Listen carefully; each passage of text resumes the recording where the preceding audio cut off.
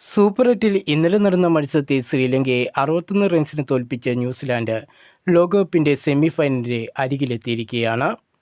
Super 8-ലെ അവസാന മത്സരത്തിൽ ഇംഗ്ലണ്ടിനെ തോൽപ്പിച്ചാൽ കിവികൾക്ക് സെമിയിൽ കടക്കാം.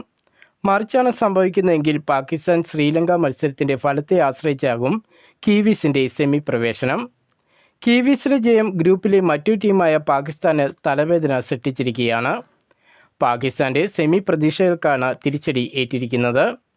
ഇംഗ്ലണ്ട് ന്യൂസിലാൻഡിനെ തോൽപ്പിക്കുകയും ലങ്കയ്ക്കെതിരെയുള്ള മത്സരത്തിൽ വമ്പൻ മാർജിനിൽ ജയിച്ചാൽ മാത്രമാണ് പാകിസ്ഥാന് സെമി കടക്കാൻ കഴിയൂ. ന്യൂസിലാൻഡിന് 3 പോയിൻറ്റും പാകിസ്ഥാന് 1 പോയിൻറ്റുമാണ് നിലവിലുള്ളത്. ഇംഗ്ലണ്ട് മത്സരത്തിൽ കിവീസ് തോൽക്കുകയും ലങ്കയ്ക്കെതിരെയുള്ള മത്സരത്തിൽ പാകിസ്ഥാൻ ജയിക്കുകയും ചെയ്താൽ റൺ റേറ്റിൻ്റെ അടിസ്ഥാനത്തിലാകും സെമിയിൽ ഏത് ടീം എത്തുമെന്ന് തീരുമാനിക്കുക. എന്തായാലും പാകിസ്ഥാന് സെമി പ്രവേശനം കടുപ്പമായിരിക്കുകയാണ്.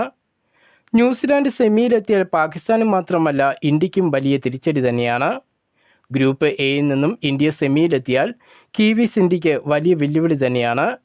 ലോകകപ്പ് വേദിയിൽ ഇന്ത്യക്ക് എപ്പോഴും വിലങ്ങുതടിയാകുന്ന ടീമാണ് ന്യൂസിലാൻഡ്. നിർണായക മത്സരങ്ങളിൽ ഇന്ത്യയുടെ വഴി തടയാൻ കിവീസിന് കഴിഞ്ഞിട്ടുണ്ട്. അതിനാൽ ഇന്ത്യയും ന്യൂസിലാൻഡും സെമിയിലെത്തിയാൽ ഇന്ത്യക്ക് ഏറെ ബുദ്ധിമുട്ട് സൃഷ്ടിക്കുന്ന ടീം ന്യൂസിലാൻഡ് തന്നെയാണ്. കിവികളെ മറികടന്നാൽ മാത്രമാണ് ഇന്ത്യക്ക് ലോകകപ്പ് കിരീടം നേടാൻ കഴിയൂ.